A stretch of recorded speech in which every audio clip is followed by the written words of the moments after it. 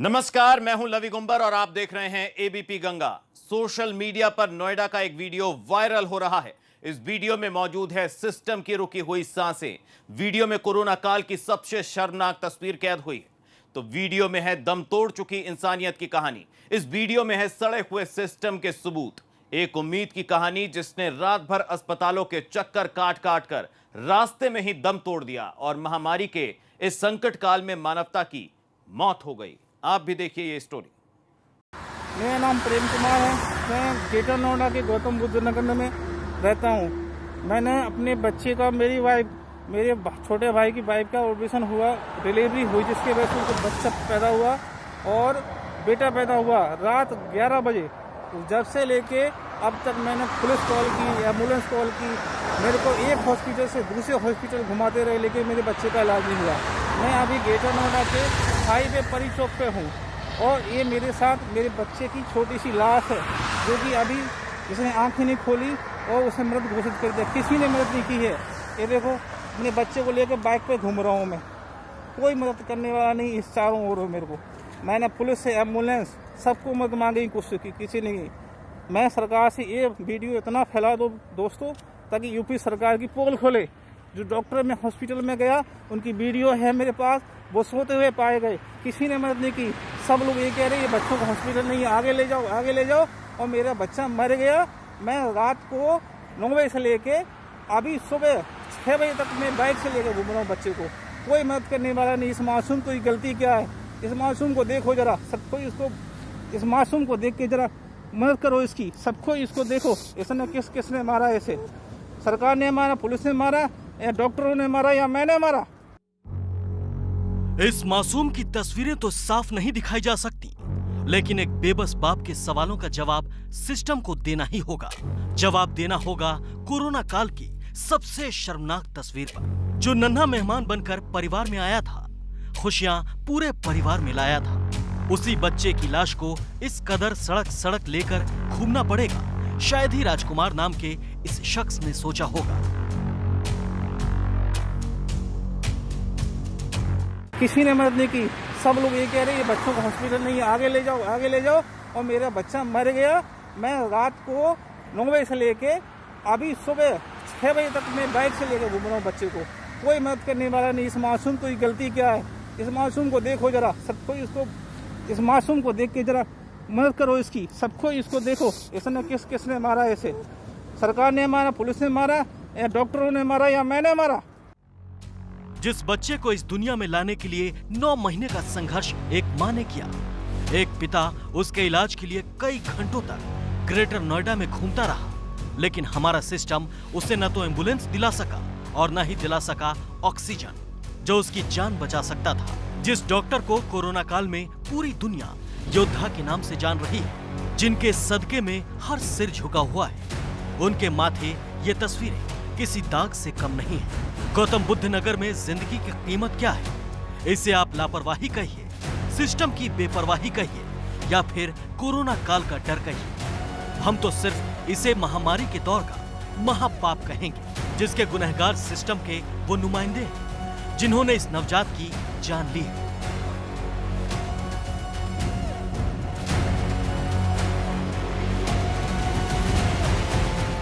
वक्त पर इलाज मिल जाता तो शायद ये मासूम आज जिंदा होता, लेकिन कोरोना से भी ज्यादा खतरनाक है वो सिस्टम, जो वक्त रहते इस मासूम को इलाज भी नहीं दे पाया।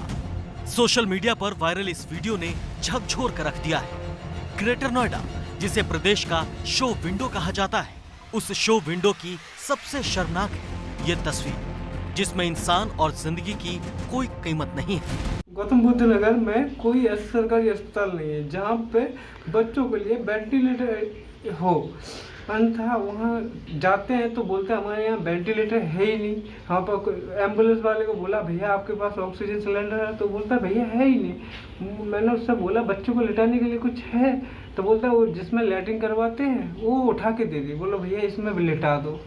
जबकि सरकार के द्वारा इतनी सुविधा चलाई जा रही है, फिर भी कोई भी चीज़ एम्बुलेंस में नहीं थी उस टाइम पे। और अचानक ही दिक्कत आने के बाद मैं उसे गोद में उठाकर अपने कम से कम 4 साढ़े 4 घंटा लिए रहा। अंत में परेशान होकर उन्होंने मुझे रोड पर छोड़ कर चले गए।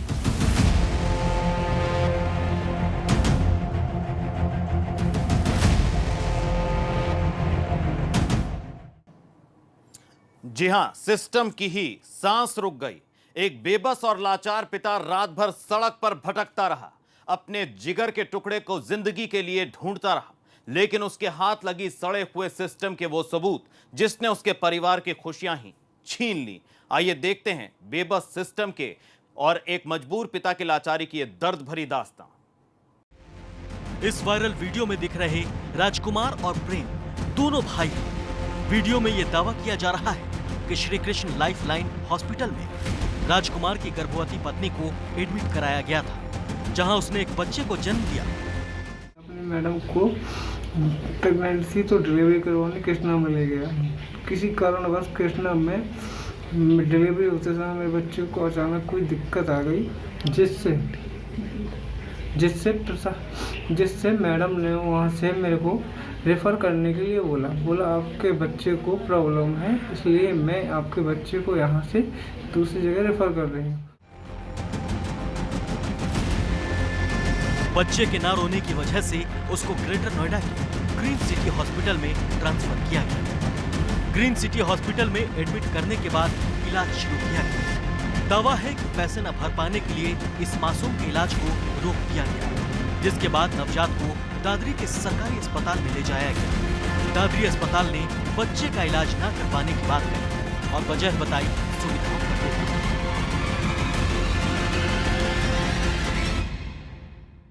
वहाँ आपके बच्चे को वेंटिलेटर की ज़रूरत है और वहाँ उसने रेफ़र किया, तो एम्बुलेंस से मैं वहाँ उसको ग्रीन सिटी ले गया। ग्रीन सिटी ले जाने के बाद उन्होंने तुरंत भर्ती किया। भर्ती करने के बाद इलाज करने चालू कर दिया और चार्ज भी नहीं बताया, जिसके कारण 2 घंटे पश्चात उन्होंने अपना चार्ज रखा। तो मैंने उनसे बोला कि बच्चे के बचने के चांस है कुछ, तो बोलते हैं आपका बच्चा बस 9 से बच सकता है, हम इसकी कोई गारंटी नहीं देंगे। और उन्होंने पैसे जमा करने की मांग रखी। हमने कहा हमारे पास इतने 50,000 रुपये नहीं है, तो उन्होंने कहा आप अपने बच्चे को ले जा सकते हैं। घंटों बच्चे के इलाज के लिए घूमते राजकुमार जब तक निठारी के सरकारी अस्पताल पहुंचे, लेकिन शायद तब तक ये मासूम जिंदगी की जंग हार चुका था। उसकी सांसें थम चुकी थी। उनकी चूक हुई है कि वेंटिलेटर रोगी, वो वेंटिलेटर पे था, वेंटिलेटर रोगी को एम्बुलेंस की सुविधा उन्होंने दी नहीं। दूसरा, उसके साथ किसी स्वास्थ्यकर्मी को नहीं भेजा और रोगी को रेफरल स्लिप नहीं बताया, मतलब ये नहीं बताया कि उसे जाना कहाँ है। तो लिहाजा रोगी ने अपना 108 एम्बुलेंस बुलाई बाहर, उसके पिता ने, और दादरी CSC पे पहुंचा। दादरी CSC पे ये देखा गया कि बच्चा 4 घंटे का है, बहुत अति नवजात है, तो उसको रेफ़र किया गया SSPGI Noida sector 30। SSPGI Noida में पहुंचते पहुंचते रास्ते में उसकी डेथ हुई है। तो अब हमने इसको 2 समिति गठित कर दी हैं, जिसमें एक डॉक्टर संजीव मांगलिक और डॉक्टर सुनील दोहरे अपर मुख्य चिकित्सा अधिकारी हैं। इसमें ये देखेंगे कि इस किससे ये चूक हुई है।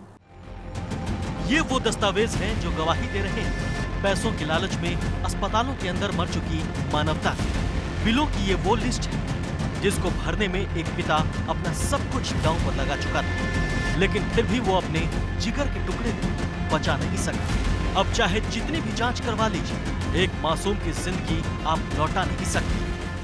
स्वास्थ्य विभाग की लापरवाही ने एक मासूम बच्चे को मौत की नींद सुला दिया और बेबस पिता को मजबूर कर दिया एक वीडियो बनाने के लिए।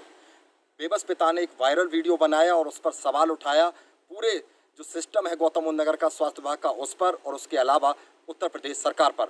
दरअसल सेक्टर 36 के राजकुमार एक प्राइवेट हॉस्पिटल में गए और उनकी बीवी के एक बच्चा पैदा हुआ। बच्चा रोया नहीं तो उसको एक अन्य प्राइवेट हॉस्पिटल में रेफ़र कर दिया गया। वहाँ पर उसको एडमिट किया गया, लेकिन वहाँ पर जो फीस थी वो लगातार बढ़ती चली गई, इसलिए पिता ने अपने बच्चे को वहाँ से डिस्चार्ज करा लिया। उसके बाद सरकारी एम्बुलेंस को बुलाया गया, लेकिन 1 से 1.5 घंटे तक लगातार कॉल करने के बाद भी सरकारी एम्बुलेंस नहीं पहुँची। जब एम्बुलेंस पहुँची तो बच्चे को दादरी का सामुदायिक जो केंद्र है वहाँ पर ले जाया गया, जहाँ पर डॉक्टरों ने उसको देखने से इनकार कर दिया। उन्होंने कहा कि बच्चा 2 से 4 घंटे का है, तो हम नहीं देखेंगे इसको। आप निठारी में जो अस्पताल है नोएडा में, वहाँ पर लेकर जाइए। वो वहाँ पर उस बच्चे को लेकर के पहुँचे तो डॉक्टरों ने उसे मृत घोषित कर दिया। बेबस पिता रोता रहा और लगातार गुहार लगाता रहा डॉक्टरों से देखने के लिए। डॉक्टरों ने कहा कि बच्चे की मौत हो चुकी है, इसको आप अपने घर वापस लेके जा सकते हैं। लापरवाही सिस्टम करे और उसकी सजा मिले आम आदमी को। वो आम आदमी जो इस सिस्टम पर भरोसा करके उसे खास बनाता है। इस लापरवाही पर अब जांच बैठेगी। इंसाफ के तराजू में पूरे मामले को तौला जाएगा। इंसाफ मिल भी जाएगा, लेकिन क्या वो इंसाफ इस मासूम को वापस ला सकता है? Rupesh Chauhan, Noida, ABP Ganga. Video viral होते ही जितना भी स्वास्थ्य विभाग है उसमें हड़कंप मच गया। हड़कंप मचने के बाद जिलाधिकारी ने संज्ञान लिया और इसमें टीम बनाई गई। अब टीम जांच कर रही है कि इसमें कौन दोषी हैं, उनके खिलाफ सख्त कार्रवाई होगी। साथ ही जो हॉस्पिटल इसमें संलिप्त हुए उनके खिलाफ नोटिस भी जारी हुआ है। लेकिन इस स्वास्थ्य सिस्टम ने कहीं ना कहीं एक मासूम बच्चे की जान ली है और एक बेबस पिता को मजबूर किया है इस सिस्टम पर सवाल उठाने के लिए। Bhupesh Pratap Singh, AP Ganga, greater Noida. रात का अंधेरा और अय्याशी के अड्डे पर पुलिस का छापा। हम बात कर रहे हैं गौतम बुद्ध नगर के गेस्ट हाउस में गंदी बात के उस खुलासे की जिसने कानून के रखवालों के भी होश उड़ा दिए, क्योंकि यहां हुआ लंबे वक्त से चल रहे जिस्म फरोशी के धंधे का बड़ा खुलासा। देखिए रिपोर्ट।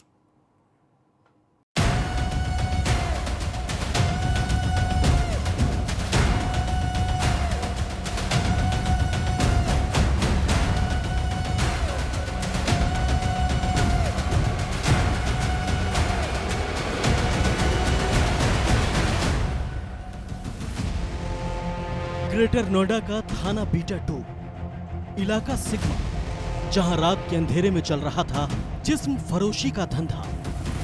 कोरोना काल में जारी लॉकडाउन के बीच शौकीन की अय्याशी का अड्डा बन चुका था ग्रेटर नोएडा के बीटा 2 का सिग्मा इलाका।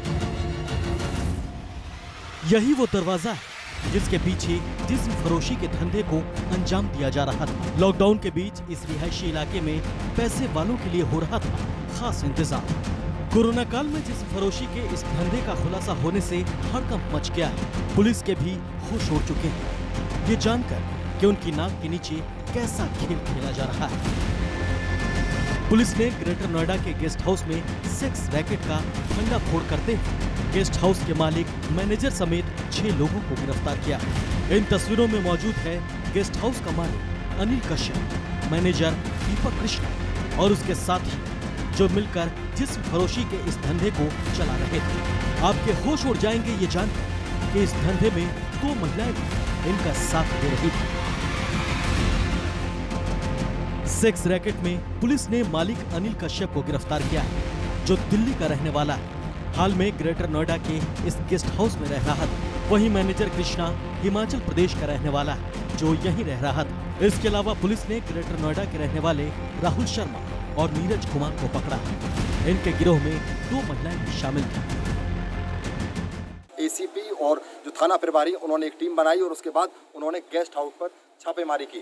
छापेमारी के दौरान वहां पर उनको अनैतिक कार्य होता हुआ पाया और उन्होंने वहां से जो वहां के गेस्ट हाउस के मालिक, मैनेजर सहित 2 महिलाओं, कुल मिला के 6 लोगों को अरेस्ट किया है। उनके पास से मोबाइल, टैबलेट और काफ़ी अप्राकृतिक जो है सामान बरामद हुआ है। फिलहाल पुलिस ने सभी आरोपियों को गिरफ्तार कर जेल भेज दिया है। साथ ही इनके पास से जो चीज़ें बरामद हुई हैं, जो बिल बरामद हुए हैं या इनके फ़ोन हैं, उनको लगातार ट्रेसिंग किया जा रहा है। उनसे निकले हुए जो डाटा निकला उसकी जांच की जा रही है कि और कौन लोग उनके साथ इस सेक्स रैकेट में शामिल थे, उनकी भी पुलिस अब तलाश कर रही है। ग्रेटर नोएडा इलाके में लॉकडाउन के दौरान चप्पे चप्पे पर मौजूद पुलिस से बेफिक्र एक गैंग देह व्यापार का अड्डा चला रहा था। ये सेक्स रैकेट एक गेस्ट हाउस में चल रहा था। पुलिस ने जब छापा मारा तो 2 लड़कियां, ग्राहक और गेस्ट हाउस कर्मचारी रंगे हाथ पकड़े। थाना बीटा 2 क्षेत्र के अंतर्गत सिग्मा 1 सोसाइटी ने शिवम गेस्ट हाउस में ये सूचना प्राप्त हो रही थी कि कुछ दिनों से वहाँ पे अनैतिक देह व्यापार हो रहा है। इस सूचना पर एसीपी प्रथम और थानाध्यक्ष बीटा 2 सुजीत उपाध्याय ने आज दबिश दी, जिसमें वहाँ पे ये बात सही पाई गई और 2 पुरुष और 2 महिलाएं वहाँ पे पाई गई वहाँ गेस्ट हाउस के मालिक और मैनेजर भी पकड़े गए। इन सबके विरुद्ध अनैतिक देह व्यापार अधिनियम के तहत अभियोग पंजीकृत किया गया है और इनके खिलाफ कार्रवाई की जा रही है। पुलिस ने इन लोगों के पास से 7 mobile phone, tablet, bike, scooty और कई सामान बरामद किए हैं। लंबे समय से देह व्यापार का ये धंधा इस गेस्ट हाउस में चल रहा था। पुलिस ने जब यहाँ छापेमारी की तो सबके होश उड़ गए। भूपेंद्र चौहान, एबीपी गंगा, नोएडा। और अब बात होगी गाजियाबाद के मुरादनगर में हुए उस गोलीकांड की, जिसने एक हिस्ट्री शीटर को सलाखों के पीछे पहुंचा दिया। दावा है कि वो एक बड़ा अपराधी है, लेकिन इस बात को उसको अंदाजा भी नहीं होगा कि उसकी पत्नी के कत्ल के उसने उसे सलाखों के पीछे सड़ना पड़ेगा। हम बात कर रहे हैं बसपा के पूर्व विधायक वहाब चौधरी के भाई आस मोहम्मद की, जिसने अपनी ही पत्नी को मौत के घाट उतार दिया। कैसे, आप भी देखिए।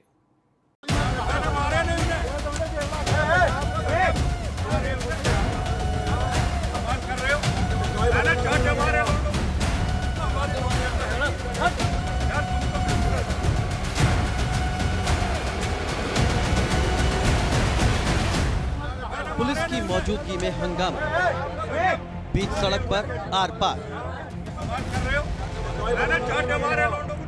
यहाँ बसपा के पूर्व विधायक के भाई पर लगे हैं संगीन आरोप। रात का वक्त था, घड़ी में करीब 8:30 बजे होंगे, तभी सामने आया गाजियाबाद के मुरादनगर में एक गोलीकांड। गोलीकांड जिसका आरोप लगा मुरादनगर के रसूखदार परिवार के शख्स पर। वो शख्स कोई और नहीं बल्कि मुरादनगर के पूर्व विधायक वहाब चौधरी का भाई आस मोहम्मद था। नाम आस मोहम्मद, हिस्ट्री शीटर, पूर्व बसपा विधायक का भाई, जगह मुरादनगर, आरोप पत्नी की हत्या। पूर्व बसपा विधायक के भाई पर आरोप है अपनी ही पत्नी के कत्ल का। यहाँ ये जानना बेहद जरूरी है कि आस मोहम्मद कितना रसूखदार है और इलाके में इसका कितना दबदबा है। आपको बता दें कि तस्वीर में मासूम सा दिख रहा ये आस मोहम्मद कोई आम आदमी नहीं है, बल्कि एक हिस्ट्री शीटर है। एक हिस्ट्री शीटर के लिए गुनाह शायद कोई नया काम नहीं हो, लेकिन इस वारदात के पीछे मौजूद है रिश्तों के कत्ल की कहानियां। भाई विधायक रहा है तो सत्ता में दखल भी होगा और रसूख की बात का अंदाजा मौके पर हुए हंगामे से लगाया जा सकता है।